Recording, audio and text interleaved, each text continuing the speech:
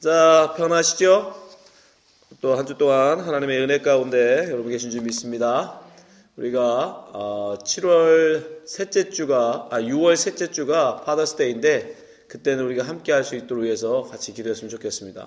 자, 우리 같이 찬송 500장 우리 위에 생명줄 던지어라 찬송하겠습니다.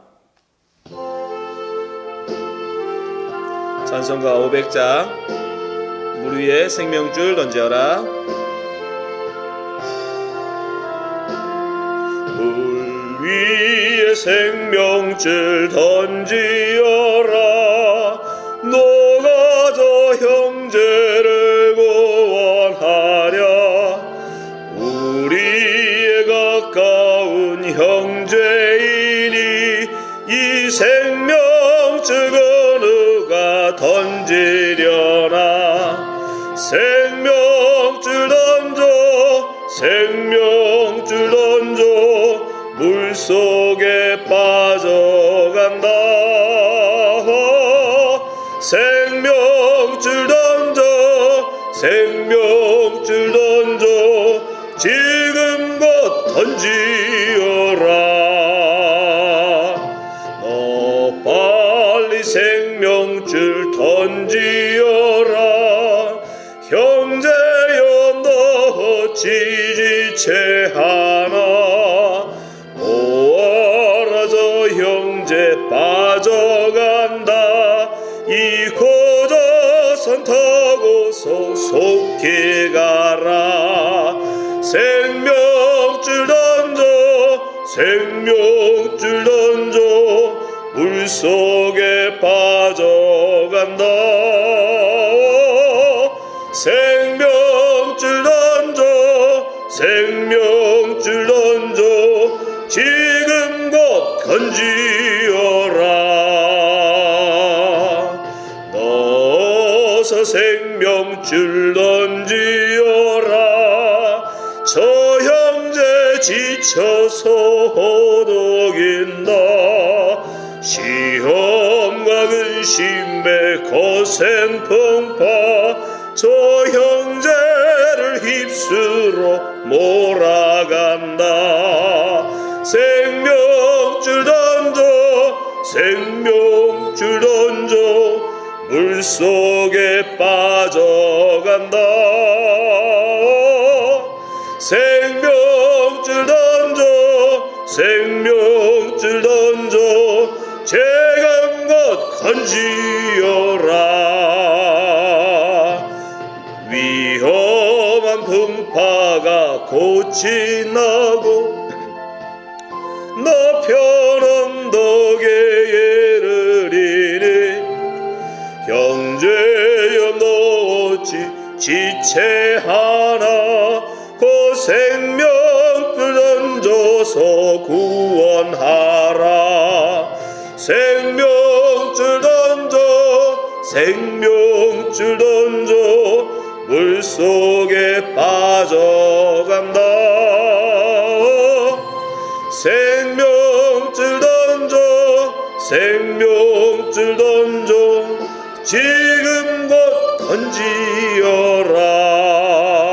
던지어라. 아멘. 기도하겠습니다. 하나님 아버지 감사합니다. 저희들을 물에 빠져 죽어가는 저희들을 건져주셔서 생명선에 태워주심에 감사합니다. 하나님 아버지, 그러나 아직도 하나님 구원받지 못한 성도들인 줄 압니다. 구원받지 못한 우리의 가족들이 있는 줄 압니다. 하나님 기억하여 주시고 아버지 하나님 예수 그리스도를 믿음으로 하나님 이 세상에서 구원받게 하여 주시옵소서. 하나님 예수 그리스도의 복음으로 거듭날 수 있도록 붙잡아 주시옵소서.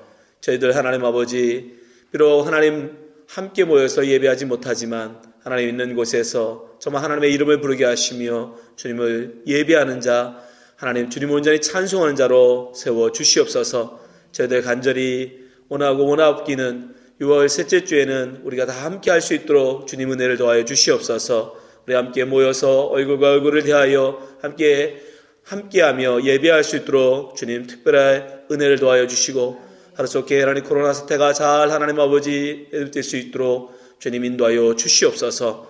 오늘도 하나님 함께하는 성도들 기억하여 주시고 그 심령 가운데 하늘에서 크신 의로로 함께하여 주시고 이 시간에 말씀을 들을 때 그 마음에 하나님 말씀 온전히 새기는 시간 될 수 있도록 역사하여 주시옵소서. 이 시간 함께 하신 믿사오며 예수님 이름으로 기도합나이다. 아멘.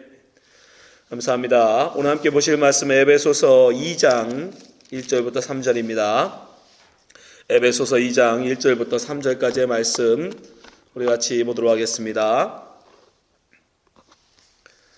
우리 같이 찾으셔서 2장 1절부터 3절까지의 말씀을 함께 보도록 하겠습니다.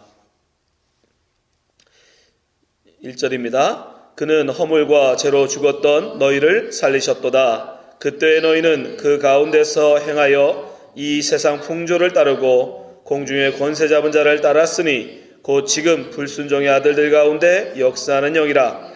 전에는 우리도 다 그 가운데서 우리의 육체 욕심을 따라 지내며 육체와 마음에 원하는 것을 하여 다른 이들과 같이 본질상 진노의 자녀였더니. 아멘.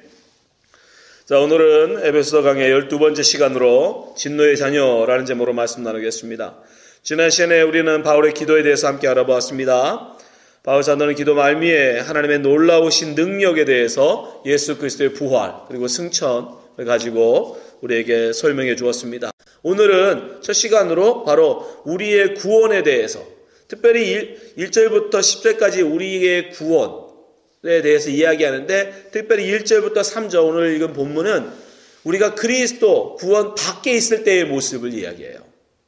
우리가 구원받기 전의 모습. 그러니까 그리스도 밖에 있는, 요즘 말로 하면 누구죠? 그리스도인이 아닌 사람들의 삶. 이 상태가 어떤 것인가에 대해서 이야기하는 겁니다. 바울은 뭐라고 얘기하면 바로 그들은 허물과 죄로 죽었다라고 얘기해요. 자, 에베소 2장 1절 보세요. 그는 허물과 죄로 죽었던 너희를 살리셨도다. 자, 하나님이죠. 그는 하나님께서 바로 허물과 죄로 죽었던 우리를 살리세요. 왜요? 하나님은 생명의 주인이시잖아요. 그죠?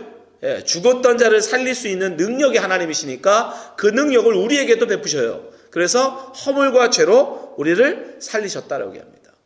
근데 이 살리심에 대해서 나중에 이야기했지만 먼저 우리는 그러면 먼저 우리가 죽었다는 사람이었다는 거 아닙니까? 지금 바울의 얘기는. 그죠? 예, 죽었던 우리를 살리셨다잖아요. 우리가 뭘로 죽었느냐? 여기 보면 허물과 죄로 죽었다라고 얘기해요. 그러니까 이 죽음은 우리가 말하는 죽음은 아닌 거죠. 그죠? 우리가 말하는 그런 죽음이면 우리가 거기서 다 살아난 경험을 해보시지 않았잖아요. 근데 우리가 언제 죽었냔 말이에요. 영적으로 하는 거예요. 영적으로. 영적으로 보면 우리는 다 허물과 죄로 죽었다가 하나님의 은혜로 살아난 사람들이라는 거예요. 허물과 죄가 뭐냐? 사실 허물이라는 단어와 죄라는 단어를 나눠 쓰고 있지만 그것이 비슷한 말입니다. 허물이라는 단어의 원래 의미는 원래 정해진 그 진로에서 떨어졌다라는 뜻이에요. 원래 가야 될 그 길에서 떨어지는 거. 그럼 죄라는 건 뭐냐면 죄도 마찬가지예요. 죄도 원래 맞아야 될 그 관역이 있잖아요. 관역에서 벗어났다라는 뜻이거든요. 그러니까 두 개 다 뭐예요? 원래 원래 있어야 될 자리에서 벗어난 거예요. 그걸 허물과 죄라고 해요. 그럼 왜 성경은 죄라는 표현을, 그죠? 잘못된 그릇되다라는 표현을 꼭 어떤 있어야 될 자리에서 벗어난 허물이나 죄라는 단어를 가지고 이야기하는가? 그건 우리는 금방 알 수 있죠. 그죠? 원래 이 죄라는 것이 성경에서 말하는 죄라는 게 뭐예요? 하나님이 우리에게 있어라 하는 자리에서 벗어나는 거. 그게 죄라는 거예요. 그래서 그 단어, 그래서 관역에서 벗어났다라는 이 단어를 가지고 죄라는 말을 만든 거예요. 그리고 진로에서 벗어난 거, 그걸 떨어진 거, 그 허물이라는 단어를 가지고도 역시 죄라는 단어로 쓰고 있는 거예요. 그러니까 결국 성경에서 우리에게 말하고 싶은 죄라는 게 뭐냐면 하나님이 있어라 한 자리에서 벗어나는 걸 죄라고 하는 거예요. 이거에 대해서 여러분 너무 잘 알고 계시죠? 그죠? 왜냐하면 창세기에 보면 그거에 대해서 우리에게 잘 설명해 주고 있어요. 하나님이 있어라 한 자리가, 아담에게 있어라 한 자리가 어디였어요? 하나님이 아담 보고 있어라 한 자리는 선악과 따먹지 말라는 거예요.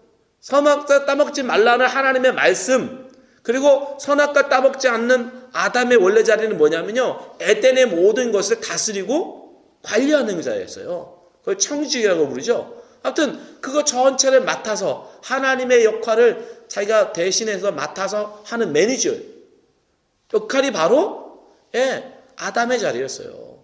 거기 하나님의 말씀을 순종해서 하나님 말씀만을 가슴에 품고 담고 그 말씀에 순종하고 살 때에는 아담의 자리는 바로 거기에요. 하나님을 대신하여 만물을 다스리는 자리. 근데 거기에 다른 말이 들어오죠. 그죠? 거기에 하나님이 선악과 따먹지 마라는 말 말고 선악과 따먹어 라는 마귀의 말이 들어와요. 근데 아담은 어느 걸 선택해요? 아담의 말을, 마귀의 말을 따라요. 그죠? 선악과 따먹지 마라는 하나님 말씀을 버리고 너 따먹어 그러면 하나님같이 될 수 있어 라는 마귀의 말을 따라갑니다. 그러는 순간 어떻게 돼요? 아담의 자리, 원래는 뭐였죠? 에덴 동산에서 그것을 돌보는 매니저, 다스리는 청지기의 자리에서 쫓겨나죠. 이해하시죠? 그래서 선악과 따먹는 걸 죄라고 말하는 거예요. 죄라는 것이 바로 하나님이 우리에게 있어라는 자리에서 벗어남을 의미합니다.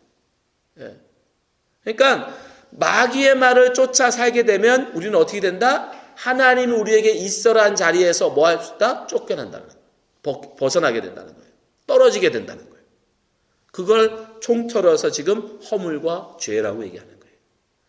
근데 이 개념은 바울 사도도 계속 이야기해요. 바로 2절에서도 그 허물과 죄로 죽었던 우리를 다른 표현으로 쓰는데 2절 한번 보세요.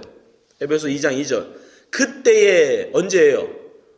우리가 예수 믿기 전에 구원받기 전에 그때라는 거죠. 그죠? 그때 너희는 그 가운데서 행하여 세상 풍조를 따르고 공중 권세 잡은 자를 따랐으니 곧 지금 불순종의 아들들 가운데 역사하는 영이라.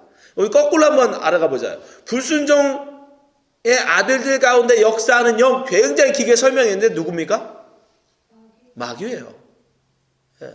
불순종의 아들들 가운데 역사하는 영은 말할 것 없이 마귀입니다.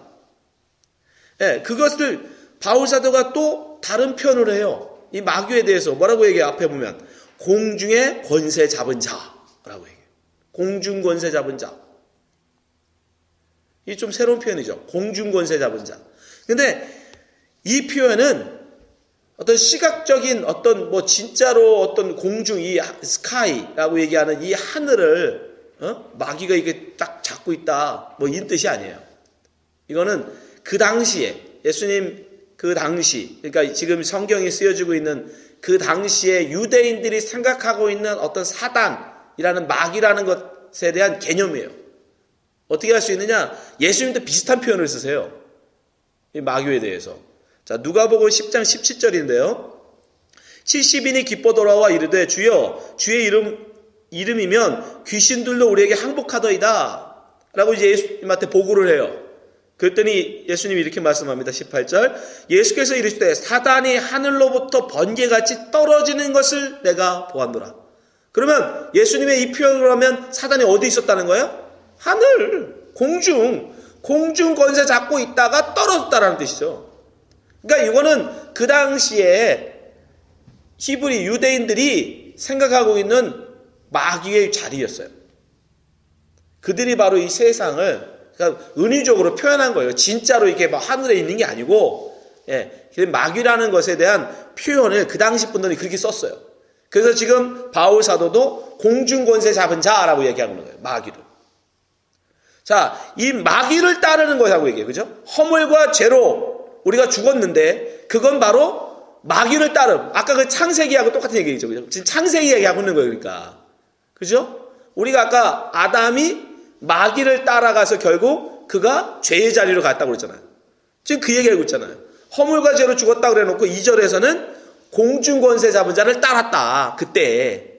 그게 바로 죄와 허물로 죽은 상태다라는 얘기잖아요. 그러니까 지금 그 얘기를 하고 있는 거예요. 창세기의 이야기를 지금 염두에 두고 바울 사도가 이야기하고 있는 거예요.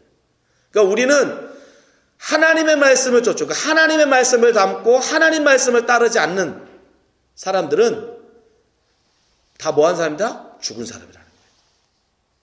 그 사람들은 또 다 죽었을 뿐 아니라 다 마귀에게 마귀를 따라가는 자라는 얘기예요.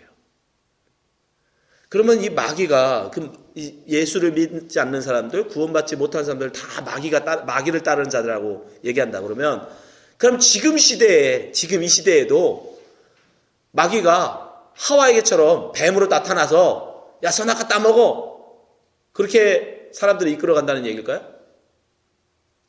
여러분도 아시잖아요. 여러분도 예수 믿기 전에 삶이 있었으니까, 구원받기 전에 삶이 있었잖아요. 혹시 마귀랑 혹시 얘기해 보신 적 있으세요? 마귀를 혹시 보신 적 있으세요? 요즘 시대에, 지금 이 시대에는 그러면 어떻게 마귀가, 공중권세를 잡고 있는 마귀가 사람들을 유혹해서 끌고 갈까요? 그래서 바울 사도가 그거에 대해서 앞에 딱 덧붙였어요. 뭐냐면 공중권세를 따르는다라고 얘기했는데 그 앞에 또 2절을 다시 보세요. 2절. 그때 너희는 그 가운데서 행하여, 뭐예요? 그 가운데가 죄와 허물 가운데 행하여라는 뜻이에요. 가운데 행하여 뭐예요? 이 세상 풍조를 따르고 라고 얘기해요. 그러니까 공중권세 잡은 자를 따라가는 사람들은 결국 또 세상 풍조를 따르고 산다는 거예요. 그러니까 요즘은 마귀가 하와를 유혹할 때처럼 나타나서 안 합니다. 할 수는 있어요. 근데 안 해요. 왜요? 필요가 없어요. 그렇게 굳이 유혹 안 해도 사람들이 어떻게 해요? 알아서 가요. 세상 사람들이 마귀가 굳이 나타나서 거짓말로 유혹 안 해도 어떻게? 세상 풍조를 따라서 마귀가 원하는 대로 가거든요. 근데 뭘 굳이 마귀가 나타나서 또 유혹을 할 필요가 있어요? 하지 않아도 지금 얘기하는 거예요. 세상 풍조. 이미 이 세상이 마귀가 말하는 그 방향으로 간단 말이에요. 거센 물살처럼. 그래서 수많은 사람들이 다 지금 그리로 쓸려가고 있는 거예요. 그럼 이 세상 풍조를 따라가는 이 세상이라는 게 과연 뭐냐? 뭐가 과연 이 세상 풍조, 세상을 이끌어가는가? 분명히 마귀가 이끌고 가지는 않거든요. 마귀가? 뭐 이끌는지 아세요? 사람들의 욕심이 이끌어가는 거예요. 저마다의 욕심, 저마다의 욕망. 그래서 3절에 바울 사도가 이야기해요. 점점점 이야기를 확대해 나가고 있어요. 그죠? 죄와 허물로 너희들은 죽었다. 근데 죄와 허물로 죽었다는 게 뭔지 아냐? 너희들이 왜 죄와 허물로 죽었는지 아느냐? 그건 바로 마귀를 너희 쫓아 살기 때문이다. 근데 마귀를 쫓아 산다는 건 뭐냐? 이 시대에 세상 풍조를 쫓아 사는 거다. 근데 세상 풍조를 쫓아 산다는 건 또 뭐냐? 3절. 전에는, 이거 계속 나와요. 전에는, 뭐 하기 전에? 구원받기 전에. 예수 믿기 전에 이 얘기예요. 우리도 다 그 가운데서, 뭐죠? 죄와 허물 가운데서, 다른 말로 하면, 마귀의 권세 아래서, 우리의 육체의 욕심을 따라 지내며 나오죠. 우리의 육체의 욕심을 따라 지내며, 육체와 마음이 원하는 것을 하여, 다른 이들과 같이 본질상 진노의 자녀였더니. 정확하게 나오죠. 처음 아담은 마귀가 직접 나타나서 그들에게 거짓말을 넣어줬어야 돼요.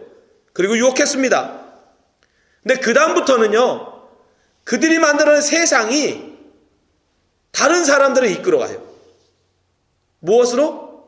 그들 속에 있는 욕심으로. 무슨 욕심?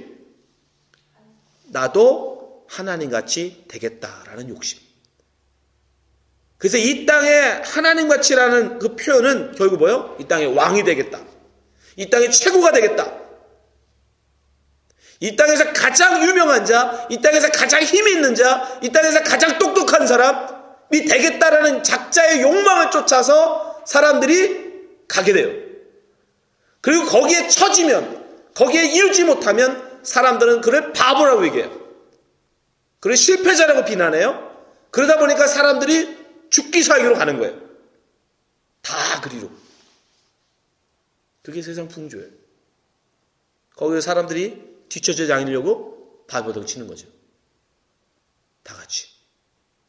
그러니까 마귀는 가만히 있어도 돼요. 왜? 이미 세상이 그 방향으로 가고 있거든요. 알아서. 그래서 우리는 한번 잘 생각해 봐야 돼요. 내가 그리스도인인가? 이 말씀대로 한다면 나는 구원받았는가? 나는 그리스도인인가? 라는 질문을 할 때 나는 그리스도인입니다. 나는 교회를 다니기 때문에 그리스도인입니다. 이건 소용이 없는 말이에요. 그죠? 제일 중요한 건 뭐냐면 여기서 그때라고 했기 때문에 정말 너희들이 구원을 받은 사람이라면 뭐 하지 않는 사람이어야 돼요? 세상 풍조를 쫓아가는 사람이 아니어야 돼요. 그래야 그 사람은 그리스도인인 거예요. 세상 풍조를 쫓아 살지 않는다는 말은 또 뭐예요? 다른 말로 하면 자기의 욕심을 쫓아 살지 않는다는 뜻이에요. 나의 성공, 나의 자랑, 나의 욕심을 위해 살지 않는다는 말. 요즘은 사람들이 욕심 그러면 굉장히 부정적이잖아요. 그죠? 저 사람은 욕심이 너무 커. 여러분 듣기에도 굉장히 부정적이죠. 그죠? 욕심이 큰 사람 그러면 욕심쟁이. 근데 이 말은 어떠세요? 저 사람은 참 비전이 큰 사람이야. 저 사람은 참 꿈이 커. 여러분 이게 어떠세요? 되게 멋있게 들리지 않으세요? 아, 우리 아이는 비전이 진짜 커요. 이 씨 노벨상을 받겠답니다. 요즘은 그러면 어떻게 해요? 아, 박수 쳐주죠. 야, 너 어린애가 정말 꿈이 크구나. 비전이 크구나. 그래, 비전을 크게 가져. 그래야 큰 사람이 될 수 있어. 여러분, 그럴싸하게 들리지만 결국 그 말은 뭐예요? 욕심이 크다는 얘기예요. 그걸 이 시대에는 교묘하게 바꿨어요. 비전을 가져라. 꿈을 크게 가져라. 비전을 크게 가져라. 그래야 큰 사람이 되다. 여러분 그게 마귀가 한 소리다니까요. 너 하나님같이 될 수 있어. 그게 바로 세상 풍조예요. 이 시대가 바로 그 풍조에 쏠려가기 때문에 우리도 다 그 속에 있기 때문에 이제 그 소리가 우리 귀에 거북스럽게 들리지 않는 거예요. 자연스럽게 들려요. 여러분 이 시대에 우리는 분명히 알아야 돼요. 우리는 거센 세상 풍조에 지금 쓸려가고 있어요. 여기서 정신 차리고 여러분 이 거센 물살에서 우리는 뭐 해야 돼요? 구원을 받아야 돼요. 건진받아야 돼요. 그렇지 않으면 우리는 그대로 쓸려가 진노의 자녀로 하나님 앞에 서게 되는 것입니다. 하나님 앞에 침품받게 되는 거예요. 멸망받게 되는 거예요. 세상 사는 동안은 칭찬받을 수 있어요. 세상 사는 동안은 대단한 거라고, 너 대단한 거 했다고, 대단한 업적을 낭비했다고, 대단한 공헌을 했다고 인정받을 수 있어요. 그런데 문제는 하나님 앞에 진노의 자녀로 쓴다는 거예요. 하나님 앞에 불순종의 아들로 선언받는다는 거예요. 이 세상에서 하나님의 아들로 산다는 것, 하나님의 자녀로 산다는 것, 그건 어려운 것입니다. 너무 힘든 거예요. 왜요? 이 물살을 거슬러 가야 하기 때문에. 이 거센 물살을 거슬러야 하기 때문에 세상 사람들부터 손가락질 당하고, 세상 사람들부터 바보라는 소리 듣고, 세상 사람부터 한심하다는 소리 듣고, 세상 사람부터 실패자라는 소리 들을 수 있어요. 그래도 우리가 바라는 건 오직 뭡니까? 하나님 앞에 잘했다, 착하고 충성된 종아, 하나님 앞에 인정받는 거예요. 여러분은 바로 아셔야 됩니다. 교회는 한다고 크리스찬이 아니에요. 여러분들이 성경을 안다고 크리스찬이 아닙니다. 여러분들이 크리스찬이라고 우긴다고 구원받는 게 아니에요. 여러분이 지금 아직도 마음에 세상 풍조를 쫓고 있다면, 이 세상에서 유명한 자, 이 세상에서 내 욕심을 이루고 내 원하는 것을 하고자 하는 그런 욕망 가운데 살고 계시다면 여러분은 여전히 세상 풍조 가운데 죄와 허물로 죽은 사람들입니다.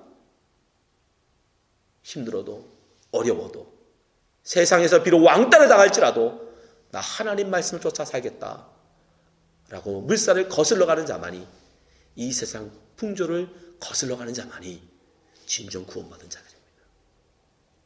그러면 우리는 이 거센 물살, 이 세상 풍조를 어떻게 여러분 이 풍조 속에서 거절할 수 있을까요? 어떻게 구원받을 수 있을까요? 성경은 두 가지 방법을 이야기합니다. 마태복음 보면 베드로가 무리를 걷는 사건이 나와요. 이 사건을 통해서 우리는 이 세상 풍조에서 구원받을 수 있는 두 가지 방법을 우리에게 힌트하고 있어요. 자, 마태복음 14장 28절입니다. 베드로가 대답하여 이르되 주여 만일 주님이시거든 나를 명하사 물 위로 오라 하소서 하리. 29절 오라 하시니 베드로가 배에서 내려 물 위로 걸어서 예수님께 가되. 30절 바람을 보고 무서워 빠져가는지라 소리질러 이르되 주여 나를 구원하소서 하니. 31절 예수께서 즉시 손을 내밀어 그를 붙잡으시며 이르시되 믿음이 작은 자여 왜 의심하였느냐 하시고. 32절 배에 함께 오름에 바람이 그치는지라. 거센 풍랑이 왔습니다. 예수님은 타지 않으신 배를 제자들만 타고 건너가고 있는데 갈릴리 바다 중간쯤 갔을 때 풍랑이 일기 시작합니다. 거친 풍랑이 일어요. 제자들 중에는 상당수가 어부 출신입니다. 그럼에도 불구하고 그들의 힘, 그들의 노력으로는 도저히 벗어날 수 없는 엄청난 풍랑이 닥쳐왔어요. 그때 예수님께서 무리를 걸어오시고 그때 베드로가 예수님을 바라보면서 얘기합니다. 주님, 나도 무리를 걷게 하여 주옵소서. 이 거센 풍랑에, 이 거센 세상 풍조에 빠지지 아니하고 주님과 같이 그 무리에 떠있게 해주세요. 그랬더니 예수님 어떻게 하세요? 오라 하세요. 이것도 한 방법이라는 거예요. 어떻게 우리가 이 거센 세상 풍조에서 여러분 빠지지 아니하고 이 거센 풍랑에 여러분 쓸려가지 아니하고 우리가 이 공생에서 구원받을 수 있어요? 그 무리를 걸으면 됩니다. 그렇게 걸어가면 돼요. 비법도 나와요. 어떻게 걸어가면 됩니까? 주님만 바라보고 걸으면 돼요. 주님만 바라보고 걸으면 여러분이 이 세상 풍조에 여러분 빠지지 아니하고 갈 수 있어요. 이것도 한 방법입니다. 근데 문제는 베드로가 그 방법을 시도했는데 뭐였죠? 실패했다는 거예요. 여러분이 베드로보다 믿음이 좋으시다면 이 방법을 제가 추천합니다. 근데 꼭 이 방법을 할 때 여러분 꼭 알아두셔야 될 건 절대로 옆을 보시면 안 돼요. 바람을 보시면 안 돼요. 세상을 보시면 안 돼요. 0.001%도 여러분 의심을 가지고 여러분 바라보시면 안 돼요. 예수님만 보고 하셔야 돼요. 그러면 여러분 이 방법 성공할 수 있습니다. 그러나 성경은 이야기합니다. 이건 성공적인 방법은 아니라. 우리는 두 번째 방법. 두 번째 방법은 뭐죠? 베드로가 어떻게 합니까? 물에 빠질 때 손을 내밀어요. 주여 나를 구원하소서. 주님 살려주세요. 거기에 뭐가 들어있어요? 나는 할 수 없습니다. 나는 내 힘으로는 이 거센 세상 풍조를 이겨낼 수가 없습니다. 나는 연약한 자입니다. 나는 부족한 자입니다. 나는 이 세상 풍조에 쓸려갈 수밖에 없는 사람입니다. 아니요, 오히려 선도하는 사람입니다. 그것을 인정하고 주 앞에 손을 내미는 거예요. 근데 주님 어떻게 하십니까? 그 손을 잡아서 끌어 배에 올리십니다. 두 번째 방법이죠. 여러분, 물에 빠진 사람이 구조받을 때, 구원받을 때 해야 되는 건 딱 한 가지밖에 없어요. 물에 빠져 죽어가는 사람이 여러분 건진받을 때는 모든 몸의 힘을 빼야 됩니다. 뭘 자기 힘으로 잡겠다고 버둥거리면 구원하는 사람은 같이 죽어요. 그러니까 건진받는 사람은 절대로 구원하는 사람을 믿고 몸의 힘을 빼셔야 돼요. 그래야 구원자가 나를 쉽게 끌어갈 수 있습니다. 마찬가지예요. 여러분들이 이 방법을 택하신다면 여러분들은 반드시 뭐를 해야 돼요? 모든 힘을 다 빼야 돼요. 무슨 뜻입니까? 내가 뭘 하겠다라는 걸 다 내려놓으셔야 돼요. 나의 불능을 인정하셔야 돼요. 나는 할 수 없습니다. 나는 이 세상 풍조를 이길 수 있는 그런 자가 아닙니다. 나는 저 마귀의 유혹을 뿌리칠 수 있는 그런 존재가 아닙니다. 그리고 그 구원자가 올 때까지 그저 그분의 손길을 기다리는 거예요. 그러다 보면 어떻게 돼요? 나는 요만큼일 때 건져주려고 생각했는데 안 건져줄 수 있어요. 그 정도는 설마 날 건져주시겠지 했는데 몸이 코까지 빠질 수도 있어요. 언제까지? 심지어 눈까지, 이마까지 물속에 들어갈 때까지는 설마 건져주시겠지 했는데도 빠질 수도 있어요. 왜요? 꺼내주시는 건 꺼내시는 분의 마음이에요. 꺼내주는 분의 때에 따라 건지시는 거예요. 여러분이 원할 때가 아니에요. 목까지 참으면 빼주시겠지, 눈까지 참으면 빼주시겠지. 아니요. 그것도 내려놓으셔야 돼요. 어떤 사람은 배꼽에만 물이 차도 빼주시겠지만 어떤 사람은 완전히 이마가 머리까지 물속에 다 잠긴 뒤에 건져줄 수도 있습니다. 그러나 중요한 건 여러분이 뭐예요? 구원되기로 작정된 자는 반드시 주님이 꺼내주신다는 거예요. 그러니까 여러분 그것을 믿고 여러분은 그저 몸의 모든 힘을 빼고 그저 손을 내밀고 기다리시는 겁니다. 그 구원자께서 나를 건져주실 때까지. 쉽지 않습니다. 왜냐하면 죽을 두려움이 있습니다. 나 이대로 죽는 거 아닐까? 나 이대로 물에 떠내려가는 거 아닐까? 예, 그 두려움이 찾아올 것이고 그래도 절대 몸에 힘 주시면 안 돼요. 그러면 더 빨리 들어갑니다. 그러면 더 빨리 물속에 빠져들어가요. 믿으세요. 주님을 믿으세요. 주님은 약속하셨습니다. 내 백성을 결코 나는 하나도 잃지 않으신다. 여러분이 예수를 주님으로 인정하시고 여러분을 하나님께서 창세전에 택하심을 믿으신다면 그저 모든 힘을 다 빼시고 이 세상 풍조를 무서워하지 마시고 그저 다 힘 빼시고 여러분을 구원해 주시는 그 주님의 약속만을 믿으시고 주님의 구원자 손길을 기다리시는 여러분 되시기 바랍니다. 그때 주님은 여러분들을 붙잡아 이끌어 주실 것입니다. 구원해 주실 것입니다. 죄와 허물로 죽었던 우리를 주님이 다시 살리실 것입니다. 이 말씀을 듣는 모든 분들이 정말 이 거센 세상 풍조 속에서도 오직 믿음으로 주님의 구원의 손길을 바라보는 성도 되시기를 주님으로 축원합니다. 기도하겠습니다. 아버지 하나님 감사합니다. 우리로 온전히 구원받는 자 되게 하여 주시옵소서. 이 거센 풍랑 속에서 이 세상 거센 세상 풍조를 우리가 무슨 힘으로 이겨내겠습니까? 우리가 무슨 믿음으로 하나님 이 무리를 걷겠습니까?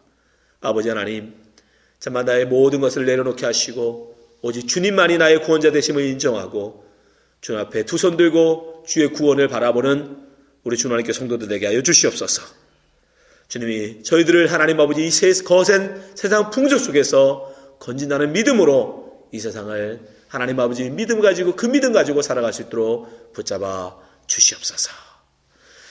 이제는 우리 주 예수 그리스도의 은혜와 하나님 아버지의 크신 사랑과 성령의 인도하심, 내주하심, 역사하심이 이제 오직 주님만을 바라보기를 작정하는 우리 주 하나님께 모든 성도들 머리 위에 이제부터 영원히 함께 있을지어다. 아멘.